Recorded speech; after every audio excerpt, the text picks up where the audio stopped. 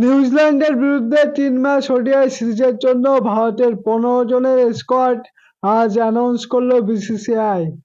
আর বন্ধুরা, এই স্কোয়াডে সবথেকে বড় আপডেট হলো মোহাম্মদ সিরাজ কিন্তু কামব্যাক করলো ভারতের টিমে।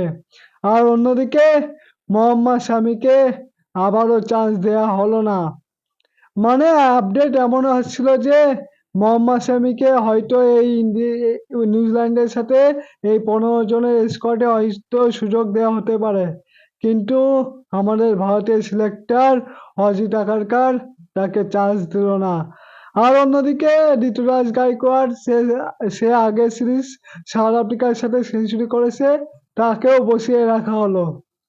তো চলো দেখে নিই ভারতের এই ১৫ জনের স্কোয়াডটা কেমন হলো। প্রথমেই শুভমান গিল ক্যাপ্টেন, চোটের জন্য সাউথ আফ্রিকা সিরিজ মিস করেছিল এবং এই সিরিজে স্কোয়াডে কিন্তু ক্যাপ্টেন্সি করবে শুভমান গিল। তারপরে রোহিত শর্মা, বিরাট কোহলি, শ্রেয়াস আয়ার যদি ফিট থাকে বন্ধুরা তবেই সে খেলবে, আর যদি আনফিট থাকে তার জায়গায় ঋতুরাজ গাইকোয়াড়কে চান্স দেওয়া হতে পারে।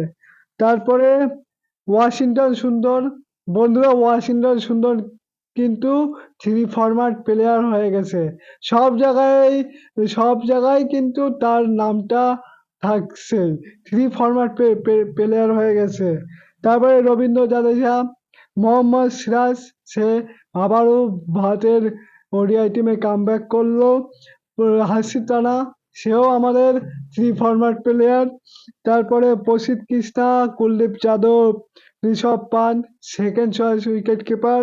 এই সাউথ আফ্রিকা সিরিজে ছিল কিন্তু একটা ম্যাচ খেলার সুযোগ পায়নি। তারপরে কে এল রাহুল অবশ্যই ফার্স্ট চয়েস উইকেট কিপার থাকবে। আশদীপ সিং, নীতিশ কুমার রেড্ডি এবং জয়সওয়াল কিন্তু সাউথ আফ্রিকার সিরিজে দারুণ খেলেছিল, সেখানেও কিন্তু সেঞ্চুরি করেছিল। তো এই ১৫ জন নিউজিল্যান্ডের সাথে ৩ ম্যাচের ওডিআই সিরিজ খেলবে। আর এখানে যদি সিএসআর মানে আনফিট থাকে তার জায়গায় হয়তো ঋতুরাজ গাইকোয়াড়কে আনা আনা যেতে আনা হতে পারে।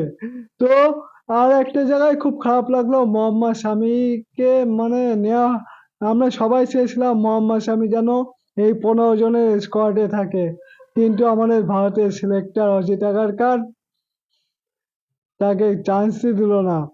আর বন্ধুরা, এই ৩ ম্যাচের ওডিআই সিরিজটি ১১ তারিখের থেকে শুরু হচ্ছে। প্রথম ম্যাচটি হবে ১২টাতে ১১ তারিখে এবং সেকেন্ড ম্যাচটি হবে ১৪ই জানুয়ারি রাজকোটে এবং থার্ড ম্যাচটি হবে ১৮ই জানুয়ারি ইন্দোরে। তো বন্ধুরা, আজকে এই ইন্ডিয়ান টিমের স্কোয়াড তোমাদের কেমন লাগলো অবশ্যই কমেন্ট করে জানিও।